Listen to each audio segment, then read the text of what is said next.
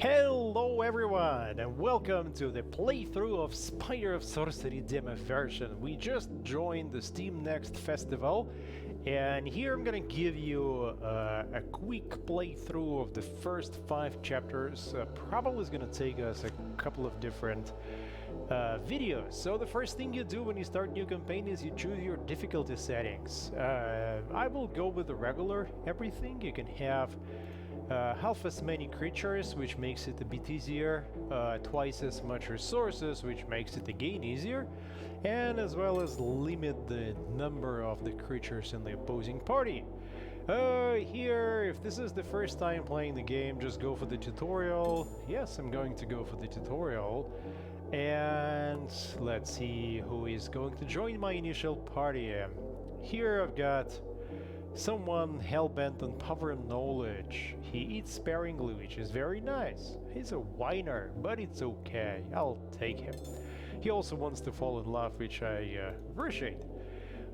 She wants to get the golden grass from the hands of the Emperor, but hidden reserves is very good. It means she gets motivated when facing a bigger enemy party, and she is looking for justice and mercy.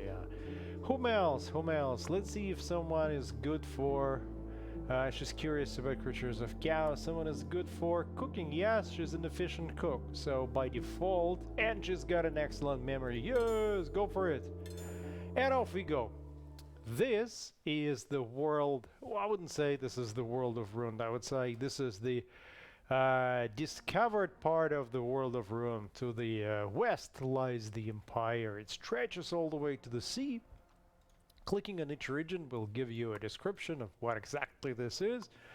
And we, the mages, we ran away from the sanctuary and now we are entering the wildlands. We're going to complete a few tutorial missions before we join the Spire and take control over it.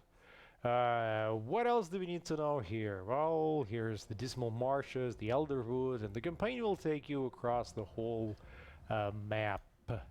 So let's start the first tutorial chapter. The first thing we see is that there is a new quest. It's a tutorial quest. Let's access it. And we get a bit of help on the screen. So the quest requires me to collect locust buds and carcass. The quests are available here. So we can see that there is one main quest that we need to complete. And the first 4 chapters, they're all tutorial. They just explain how to play. You move on the map with the leftmost button. Once you've spent your action points, which you have 3 per day, you just click this button to end the current day and get some more.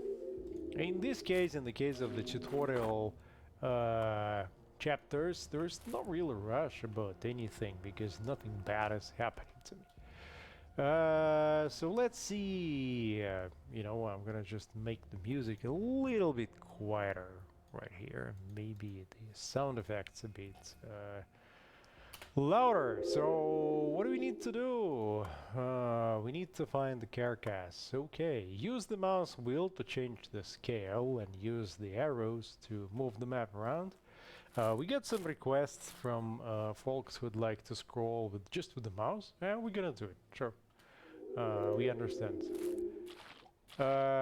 Some objects that are passive and you cannot really do anything with them, they will have those descriptions showing you what exactly this is. So this is a barrow that someone robbed before. One thing about all the resources, so let's go into the personal inventory. For example, let's go for her. All of the resources that you collect, including alchemic and food resources, they can be consumed in this just by dragging them here. What do we have here? We've got toxicity 3, but her digestive system is 7, so she can easily consume it, no problems. And taste -2. The taste affects the mood, which is currently at 0. If she enters a different state of mood, she will get penalties. So here she'll have indigestion, and here it's a very useful thing. She'll have a spell boost. It's very nice. Different characters have different morale traits, mood traits. So she's becoming anxious when she's unhappy, and she's got depressions when she's happy. And so let me show you. Everything changes the visuals. So here, eating locust buds changes your hair color. As you play, just try to experiment and see what kind of changes you want to make to the visual appearance of your characters. And here's the carcass. So right mouse button gives you the information about everything, and then if you click, you go to encyclopedia. The lore text is not in the game yet, so here you just see the toxicity and the consumption effects. I don't want to give anyone carrion spots. I'm not gonna eat it. I'm just gonna use it to complete my tutorial. You pick stuff just by stepping over it. Alright, now I've got both items so I can complete the quest, and I get a new quest. The new quest, sorry, requires me to cook something. What do you need to cook? Let's take a look at the characters. He is a good guy. He's eating sparingly, so every day he consumes 1 sustenance point. She is consuming 2, and she's consuming 2. Together, my party consumes 5.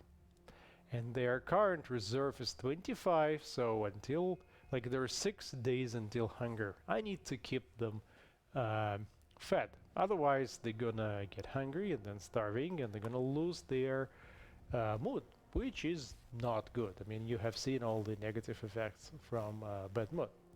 So, how do you cook? You go into the cooking screen,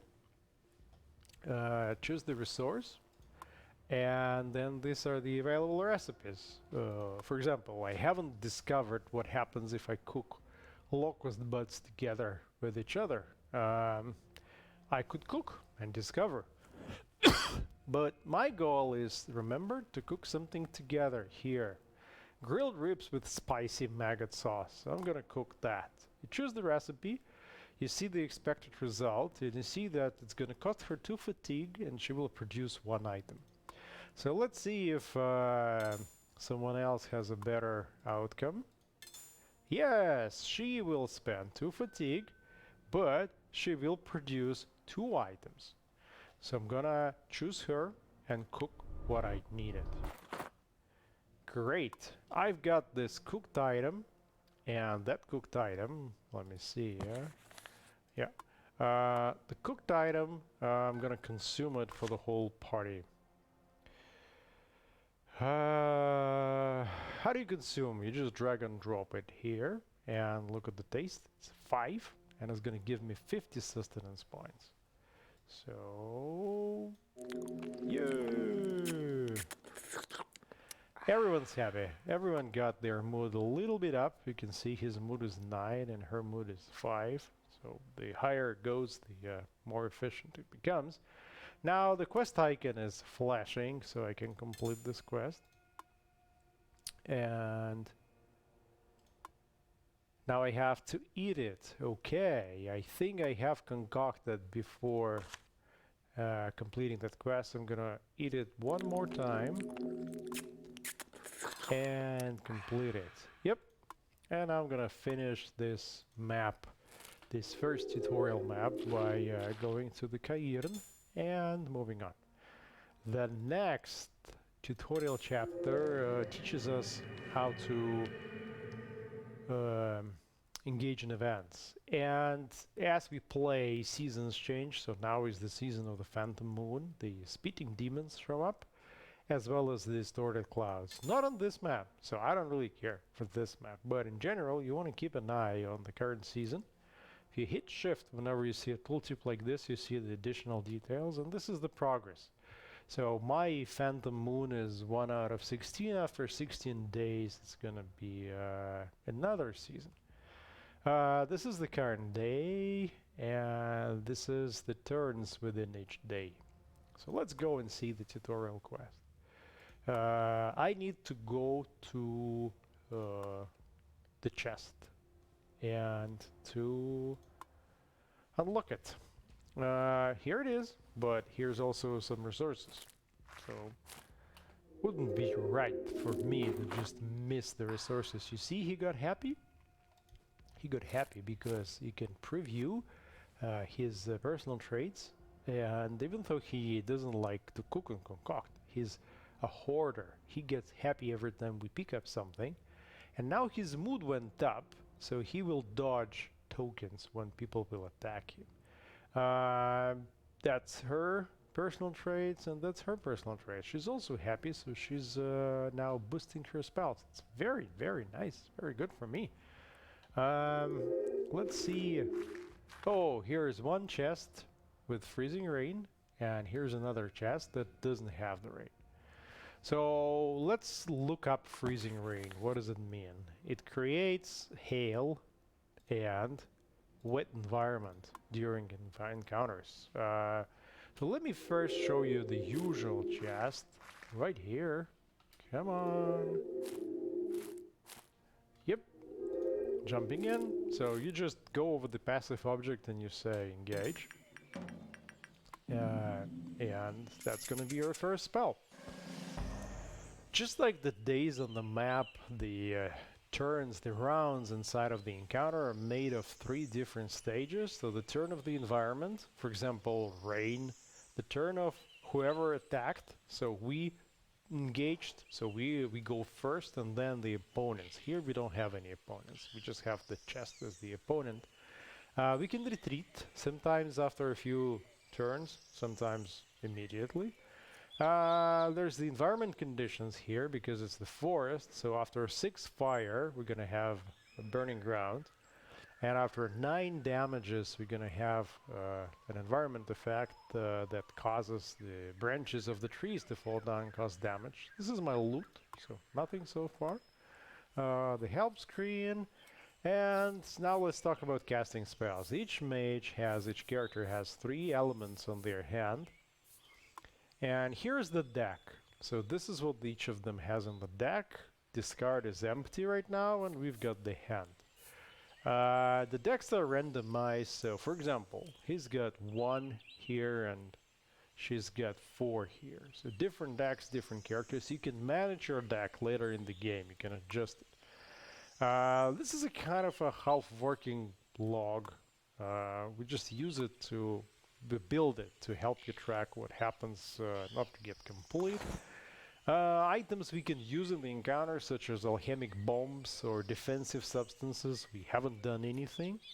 And then my 3 characters. He's got a memory of 7, she's got 4, she's got 7 is really nice. You can see by the way that the number of rings reflects the value of memory.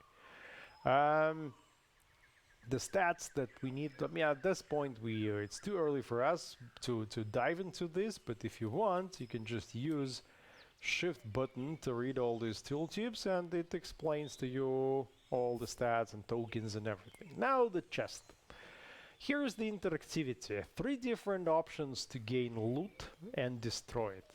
1 through the dispel token, 2nd through acid, and 3rd through fire. You can also right mouse button click and you can see that we are getting this loot. It's the same loot from any of those options.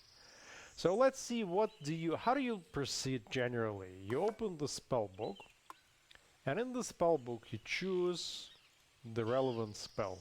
The spells are sorted by sections by tokens, and then from left to right, level 1 to level 3. Because she has high memory, she can access everything, but let's see here. She cannot access it because the memory is 4, but this needs a memory of 5. So let's see what is the easiest. Here, I decided to pick a spell that's gonna give to the main target 2 fire. Yep, 2 fire will work. I click on the element and I click on the formula. That moves the element.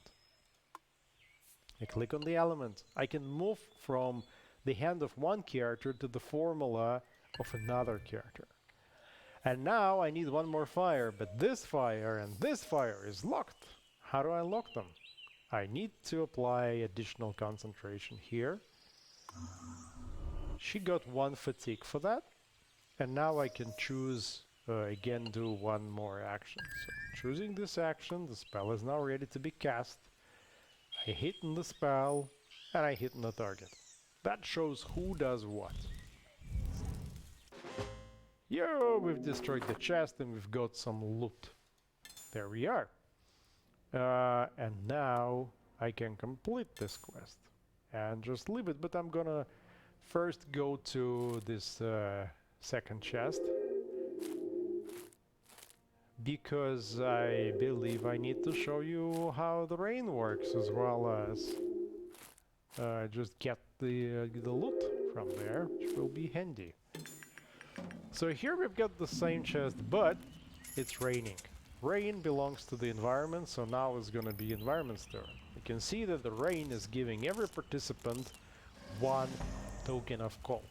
And here it says every participant gets one cold per turn. So now, if for example I want to give this chest to fire, well, let me show you. One fire will simply not come through because fire and frost absorb each other. So let's see. The first fire will be absorbed. Boom! But the second comes through. So that's the danger of sending tokens, applying tokens like that. Also, there's this thing, which I really don't like. When it's raining, there is a chance that the fire may not come through. So it will be negated. Because of that, I wouldn't say that it's a great idea to open this chest under the rain with fire. Instead, I would choose acid. So what do? I skip my turn. Now it's again the rain's turn, everyone's gonna get cold, except maybe for this guy who may dodge. Nope, he dodged before, but not here. And look! The rain destroyed my token of fire here, so I cannot do the same thing I've done before. What do I do then? Well, 2 acids. Let's go for the acid. And I've got all the elements that I need to make it happen. Here, let's go.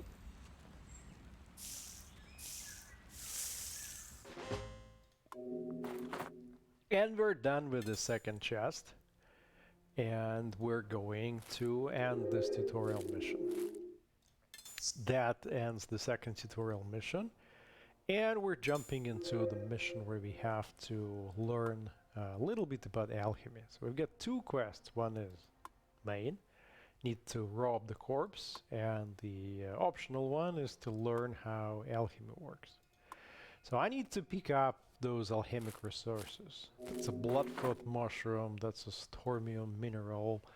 There's a bunch of different resources. Now, everything can be consumed, as I told you, so let's see what happens if I consume bloodfroth. You can see that his hair turned red, so this is the effect that is shown here from consumption. That's a part of the game that you can consume pretty much everything that you find. We just think it's fun. Now I've collected both of those things and I'm finishing this quest, and I've got a next one, which is I need to concoct something from them. So first let me just collect some things. Take care of the weather effects. Here we've got a hurricane, and hurricane has hail and thunder and wet environment and thunderstorms. Some of those effects are still work in progress, but you have to take care of understanding under which weather conditions you're going to engage. And this is a quest marker for the corpse that I need to loot. First of all, let's go and do the concocting thing. How do you concoct? Similarly to cooking. You choose the resource, you see all the available recipes. This is, for example, undiscovered, right? Bones and stormium, but I don't have bones. I lack this resource. So the quest wants me to create Ore Master's Folly. If you consume it, it will give you one thing, and if you use it in the encounter, it's going to give you another. Who's going to do it? Everyone is going to produce the same thing, I think. Yep, just one item, but that's okay. Sometimes you will run into characters that can produce an extra item. Those are very valuable characters. So let's produce this item. Yes, we've done it, and now we have it. So what can you do with this item? In the encounter, you can throw this fire bomb to create burning ground for 3 rounds. And if you eat it for some reason, if you want, you're gonna have an eye patch because the person will lose an eye. It doesn't affect anything except for the visual. But if you were thinking of, being like a pirate, well, let's just experiment and produce one more. Yep. And now I'm going to consume it. So let's say that the red-haired dude will get an eye patch. I go to substances, and I'm gonna give it to him. He's gonna be a little bit unhappy. He's gonna lose 6 of the mood, but it's okay. But now he's got an eye patch. Wow, you see he was unhappy and the sound effects were matching that. So now I've got a pretty cool looking dude there. Let's go to the corpse now. And actually I don't want to fight the corpse under the rain. A new season begins. Spawns shadows from the barrows. Well, we don't have any barrows here, so it's okay, but I really want this resource. Well, let's go to the corpse before collecting this resource. Now, what do we have? We've got a corpse here, and an environment effect where a random participant gets some fear tokens. Fear tokens will make my guys run away. Fear tokens fill the courage stat. So she needs 4 tokens. These guys are more cruel. Look at her courage. It's amazing. So she's a risk, I would say, this way. What can I do with the corpse? I can burn it, or I can hit it with 3 damage. So let's see.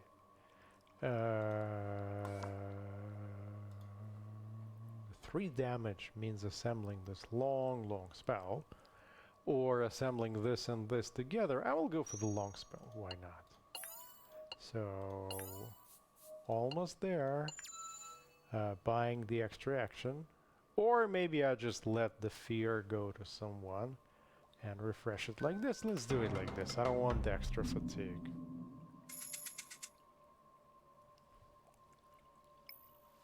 Oh, he's got a second fear. It's even easier than I thought. My guys remain unhurt. So I'm missing one of those elements. Let's look at the deck. She's got 3, 1 and 2. So I'm gonna use her deck here. Nope, no luck. Okay, extra action. Nope again. Well, okay, let's change the round. I'm not a big fan right now of accumulating a lot of fatigue for extra actions.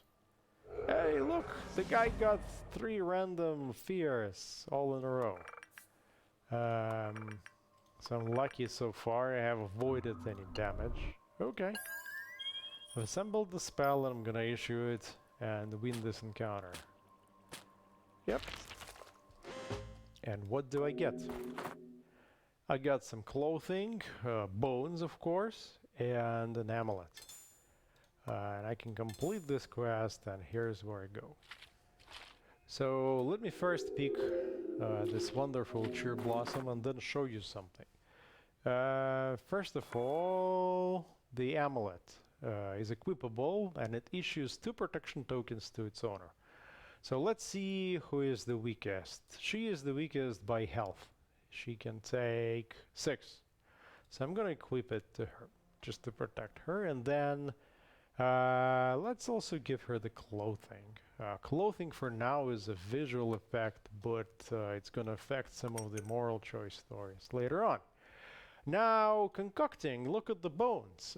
Bones a very valuable ingredient, and I can make this item that increases someone's health by 1, or this item, but I haven't done it before, so I need to discover it. So let's discover maybe this. Yes, please concoct. She's tired, so I'm gonna choose her. Yeah, she's got no fatigue. And let's see what we prepare. Blood Boiler. It improves the stats, so let's see. This is endurance, how much fatigue a character can take, and he has the potential to increase it by 2. She's got the potential to increase it, and she's got the potential. So who's got the smallest? She currently has 7, and he's got 6, so he needs it. So let me give him this Blood Boiler, and that'll modify his stats. Very nice. So that's using rare ingredients like bags of bones and shadow tears and whatnot is very helpful in creating alchemy that just changes the whole stats. Let's end this chapter and let's go for the last tutorial chapter before we jump into prologue. Now I need to win an encounter with a giggler, and I also need to crack open a tougher chest. So let's see. This is the giggler, this is the chest, but I am seeing here something valuable, which is gifts of nature.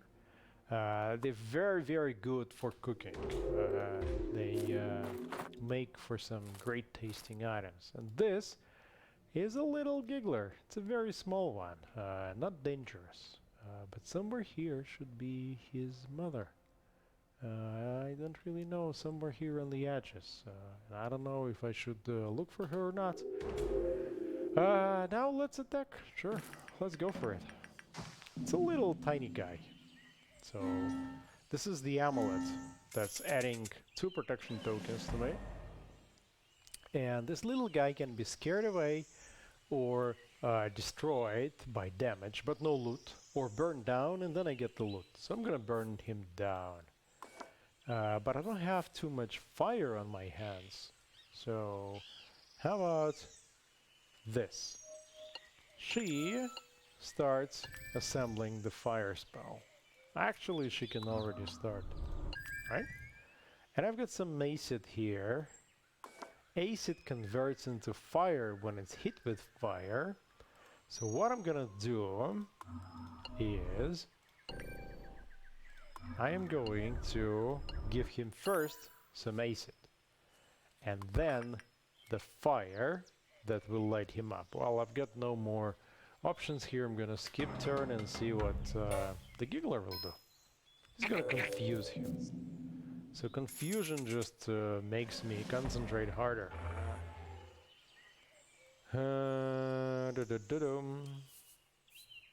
Well, here we go. First I'm giving him acid. And now I'm giving him fire. That's gonna convert the acid and I will get my 4 fire and win this encounter. Yep, she's unhappy for some reason. Why would she be unhappy? Let's see. I've got the ashes of the dead. And I can complete this quest. So she's unhappy because she's a pacifist. She's saddened when someone is destroyed. Well, you know, you can understand that.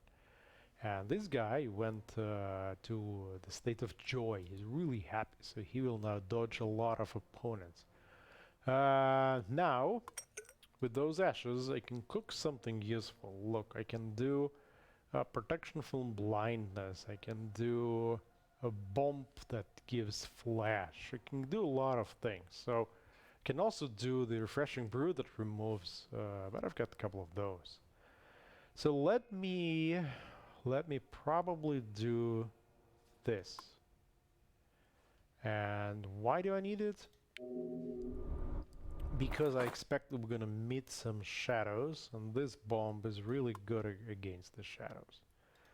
Now, the last thing I need to do here to finish this tutorial chapter is to crack this chest open. Now, this chest is protected by enhanced enchanted protection, so it's gonna give itself 1 protection per round. And I, excuse me, have to give it 6 acids or 3 damages or 6 frost. The problem is that the protection token will absorb stuff that flies into it, so I will do it like this. I will throw my fire bomb. So next round it's gonna explode and it will set the fire so that this chest will be getting 1 fire token per round. That's gonna help me remove his protection. And on top of this, I want to give even more fire. So let's see how ambitious do we want to be. Here's 2 fire tokens, but it now has the protective token, so I want to remove it. I don't really care how I remove it, something cheap. What is the cheapest thing I can do? Probably acid. If I can find the acid. Nope. Well, okay, I mean, let the protection stay. I'm gonna finish assembling the acid next time. Maybe even a bigger one like this, a bigger spell. And from here I'm gonna just take another fire like that, so I can use the blue one. Okay, and round. My firebomb blows up. And now I've got this effect that everyone is gonna get 1 fire token per round. Including the chest. So that removed 1 of those tokens, and now what I'm after is giving it more fire and first removing the current protection token. So let's do it. 2 acids will remove the protection as well as give 1 more acid. Now I'm sending their fire, which will convert the acid into more fire. So it's 3 fire, and I'm sending another one. Ah, it's not complete, so... Alright. Ooh, so what happened here is I didn't watch my fatigue. And when the fatigue exceeds endurance, you get 3 damages. 1 damage was absorbed by the protection, but she still has 2 damages that I have to take care of. So let's finish the chest. 2 more fire tokens. And then, well, we're nearly done. It just needs 1 extra fire. But not this time. I don't want to buy... Well, I mean, maybe this time. Let's see. Let's see, I just need another fire token, but I'm not getting any. Okay, let's end the round. The chest got 1 damage, because every 3 fire tokens issue 1 damage token per round. Now it's gonna get another protection, which will be removed by the fire from the burning ground. So what remains to be done for me? I can just wait 2 more rounds. And the fire will destroy it anyway. Or I can finish it off if I can find a fire element. Yes! So let's do it. Let's finish this chest.